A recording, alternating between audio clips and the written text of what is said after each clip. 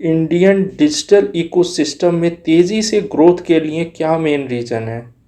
Government ने क्या initiative लिए इंडिया डिजिटल को सपोर्ट करने के लिए? डिजिटलाइजेशन से हमारी लाइफ में कितना चेंज हुआ है? ग्लोबल इनोवेशन इंडेक्स में इंडिया किस स्थान पर है? स्टार्टअप इकोसिस्टम में इंडिया कैसे ग्रो कर रहा है और ग्लोबल लेवल पर इसकी क्या रैंकिंग है? डिजिटलाइजेशन से क्या फ़ायदे एंड नुकसान हैं? इंडिया में डिजिटल रिवॉल्यूशन की शुरुआत जुलाई 2015 में गवर्नमेंट द्वारा की गई थी। इसका उद्देश्य था कि डिजिटल इंडिया प्रोग्राम के माध्यम से आम लोगों की लाइफ को बेहतर किया जाए, जिससे देश की जनता के लिए टेक्नोलॉजी को उनके पास तक सस्ती कीमतों पर पहुंचाना था। लगभग 6 साल बाद देश में डिजिटल इंफ्रास्ट्रक्चर की एक मजबूत नींव तैयार की, जिसकी वजह से देश में इंटरनेट का बहुत तेज़ी से विस्तार किया। भारत नेट प्रोग्राम के द्वारा 2,74,246 किलोमीटर ऑप्टिकल फाइबर नेटवर्क ने 1,15,000 से अधिक ग्राम पंचायतों को जोड़ा है। 2021 में 65 मिलियन से अधिक एमएसएमई को जीएसटी से जोड़ा गया है। इससे बिजनेस को टैक्स फाइलिंग और अन्य पर्पज के लिए टेक्नोलॉजी को अपनाने के लिए मजबूर किया गया है। मैकेंजी की रिपोर्ट के अनुसार इंडिया दुनिया की दूसरी सबसे बड़ी डिजिटल इकोनॉमी बन गया है, जो इंडोनेशिया के बाद दूसरे नंबर पर आता है। इंडिया में लगभग 56 करोड़ इंटरनेट यूजर हैं, जिन्होंने 2018 में 1230 करोड़ मोबाइल ऐप डाउनलोड किए थे और यह चीन के बाद दूसरा सबसे बड़ा ऐप डाउनलोड था। इंडिया में सोशल मीडिया यूजर सप्ताह में एवरेज 17 घंटे सोशल मीडिया पर बिताते हैं, जो चीन और यूएस के भी एवरेज से ज़्यादा है। इंडिया ने डायरेक्ट बेनिफिट ट्रांसफ़र स्कीम के माध्यम से 26 लाख करोड़ ट्रांसफ़र किए हैं, जो लगभग 317 बिलियन डॉलर है। इसकी वजह से इंडिया ने डिजिटल पेमेंट सिस्टम में भी रिवॉल्यूशन ला दी है। 2021 में 48 बिलियन ट्रांजैक्शन के साथ दुनिया में रियल टाइम ट्रांजैक्शन में इंडिया नंबर 1 पर है और यह चीन से लगभग 3 गुना अधिक है, जो 18 बिलियन है। और अमेरिका, कनाडा, फ्रांस, जर्मनी के ट्रांजैक्शन को एक साथ मिला दिया जाए तो भी इंडिया उनसे 6.5 गुना अधिक है। इंडिया के डिजिटल इकोसिस्टम में तेजी से ग्रो के लिए मेन रीजन क्या है? इंटरनेट आज इंडिया में लगभग हर जगह पहुंच गया है, जिससे पब्लिक इजीली इंटरनेट एक्सेस कर पा रही है। इंडिया में 1 GB डेटा का प्राइस अगर हम पूरी दुनिया में कंपेयर करें तो लगभग सबसे सस्ते प्राइस में 5वें नंबर पर आता है, जिसके 1 GB डेटा का प्राइस 14 रुपये है। दुनिया में सबसे ज़्यादा डेटा कंज्यूम इंडिया में होता है, जिसका एक आदमी का एवरेज 14 GB है, जबकि इजराइल नंबर 1 पर है। ग्लोबली इंडिया में सबसे ज़्यादा युवा आबादी है, जिसकी एवरेज एज 29 साल है। 68% से अधिक भारतीय 40 वर्ष से कम एज के हैं, जिनमें से 70% पहले ही इंटरनेट पर हैं। इंडिया की इकोनॉमी के डिजिटलाइजेशन में पब्लिक एंड प्राइवेट सेक्टर का कोलैबोरेशन देखा गया है। भारत के टेलीकॉम और आईटी सर्विस इंडस्ट्री, जो डिजिटल इंडिया की बैकबोन है, रिसेंट ईयर में इनको बहुत बड़ा इन्वेस्टमेंट मिला है। पिछले 7 वर्षों में इंडियन टेलीकॉम इंडस्ट्री में 65% की ग्रोथ हुई है। सरकार मल्टीनेशनल इन्वेस्टर जैसे Vodafone, Verizon, Telefonica, Nokia, SoftBank, Ericsson के साथ देश भर में लगभग 44 इंफ्रास्ट्रक्चर प्रोजेक्ट पर काम कर रही है। टेक्नोलॉजी एरिया में 2021 में 14.3 बिलियन डॉलर के 217 डील हुई हैं, जो software, health care, education, logistic और ई-कॉमर्स में देखे गए हैं। 2021-22 में इंडस्ट्री का रेवेन्यू 227 बिलियन अमेरिकी डॉलर था। इस सेक्टर में 2021-22 में 4.5 लाख फ्रेशर्स जोड़े गए हैं। इंडियन सॉफ्टवेयर सर्विस ने 2021 के इन्वेस्टमेंट में 170% का ग्रोथ किया है, जो $4.5 बिलियन तक पहुंच गया था। 2021 में 35 से अधिक इंडियन सॉफ्टवेयर सर्विस इंटरप्राइजेज के पास एनुअल रिकरिंग रेवेन्यू $20 मिलियन या उससे अधिक था। पिछले 5 वर्षों में 7 गुना ग्रोथ हुई है। इनमें से 7 से 9 कंपनियां $100 बिलियन के मार्क से भी अधिक हैं।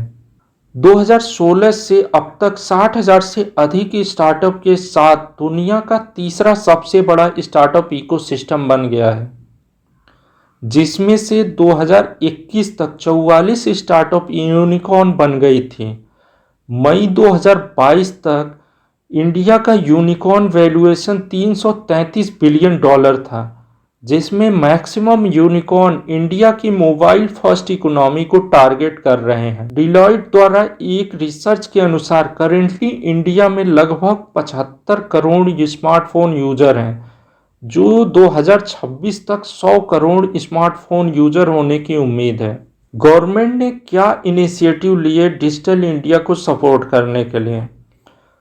2015 के बाद गवर्नमेंट संस्थाओं में ई गवर्नेंस का विस्तार करने के लिए देश भर में डिजिटल इंफ्रास्ट्रक्चर का विस्तार किया गया और पब्लिक को इंटरनेट के माध्यम से जोड़ने के लिए डिजिटल इंडिया इनिशिएटिव के माध्यम से डिजिटलाइजेशन को प्रमोट किया गया है। डिजिटल रिवॉल्यूशन की ग्रोथ को जारी रखने के लिए गवर्नमेंट ने सेमीकंडक्टर, इलेक्ट्रॉनिक्स, ड्रोन मैन्युफैक्चरिंग को बढ़ावा देने की योजनाओं का भी अनाउंसमेंट किया है।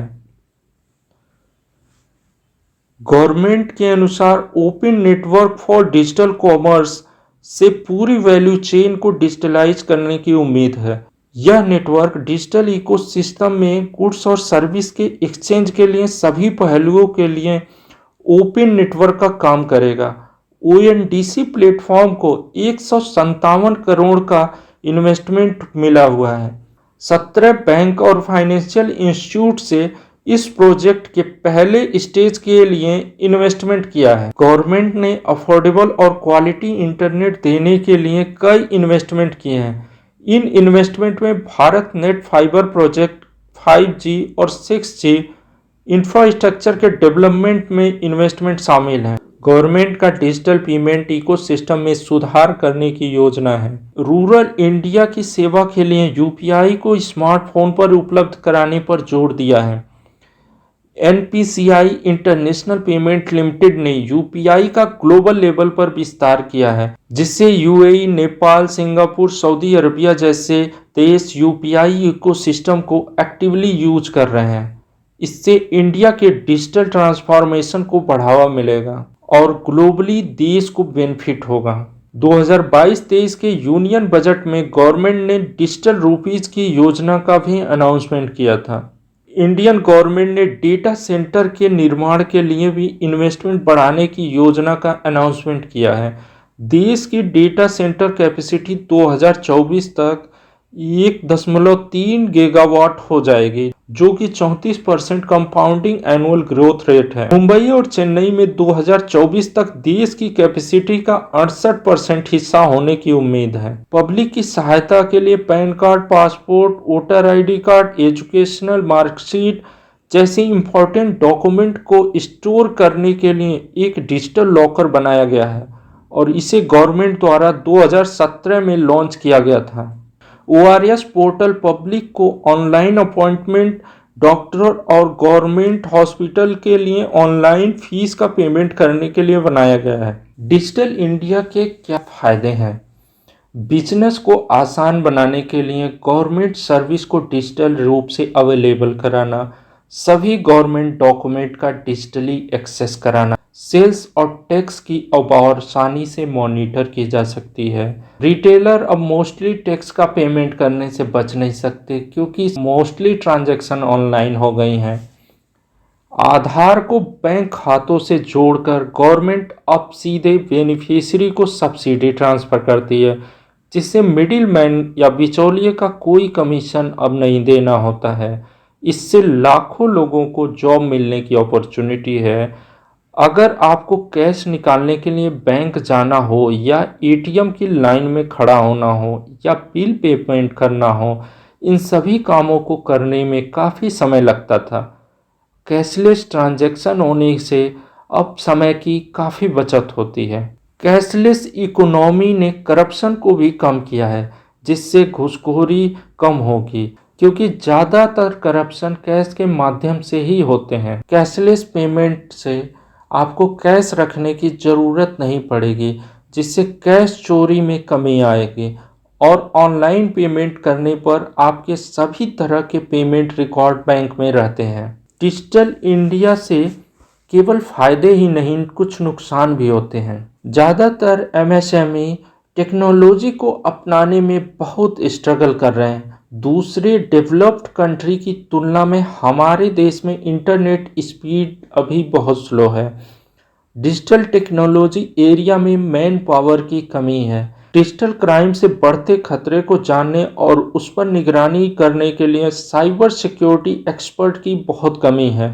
2014 में 9,622 क्राइम केस रिपोर्ट किए गए थे, जो 2020 तक इनकी संख्या 50,000 के पार कर गई थी। डिजिटल प्लेटफॉर्म का इस्तेमाल करने के लिए आपको अपनी डिटेल देनी होती है। इससे कई बार आप अपनी डिटेल गलत जगह दे देते हैं, जो साइट या ऐप सिक्योर नहीं होता है, जिससे आपका डेटा हैक हो जाता है। फ्री वाईफाई होने से इंटरनेट का ज़्यादा इस्तेमाल होता है। इससे फ़ोन का इस्तेमाल भी बढ़ जाता है और इससे लोग मैक्सिमम टाइम फ़ोन पर ही लगे रहते हैं, जो हेल्थ के लिए अच्छा नहीं है। यदि आपका होस्टिंग सर्विस और सर्वर डैमेज हो जाता है तो आपका डेटा खो जाएगा और इसका कोई बैकअप प्रोसेस नहीं है। डिजिटल से पेमेंट करना आसान हो जाता है, लेकिन अब सारा काम ऑनलाइन होने की वजह से ज़्यादातर फ़ोन का इस्तेमाल होता है और हमारी सभी ज़रूरी जानकारियां फ़ोन में सेव हो जाती हैं। ऐसे में अगर आपका फ़ोन खो जाए तो आपको काफ़ी नुकसान उठाना पड़ सकता है। मोबाइल के माध्यम से कार्ड से लेन देन करना आसान है। ऐसा होने से लोग खर्च अधिक करते हैं, जिससे वे अपनी खर्च करने की आदतों पर कंट्रोल नहीं रख पाते हैं। वर्ल्ड इंटेलेक्चुअल प्रॉपर्टी ऑर्गेनाइजेशन के ग्लोबल इनोवेशन इंडेक्स में भारत 44वें स्थान पर पहुंच गया है, जबकि 2015 में यह 81वें स्थान पर था। लेकिन ये अभी भी बहुत पीछे है। अगर हम डेवलप्ड कंट्री से कंपेयर करें तो ग्लोबल इनोवेशन इंडेक्स 2022 की रिपोर्ट के अनुसार स्विट्जरलैंड लगातार 12वें साल दुनिया की मोस्ट इनोवेटिव इकोनॉमी के रूप में टॉप पर है। दूसरा नंबर अमेरिका, उसके बाद स्वीडन, ब्रिटेन, नीदरलैंड का स्थान आता है। यहाँ तक कि कोरिया भी हमसे काफ़ी ऊपर 6ठे स्थान पर आता है। इस तरह की और इन्फॉर्मेटिव वीडियो देखने के लिए लाइक, शेयर एंड सब्सक्राइब करें। धन्यवाद।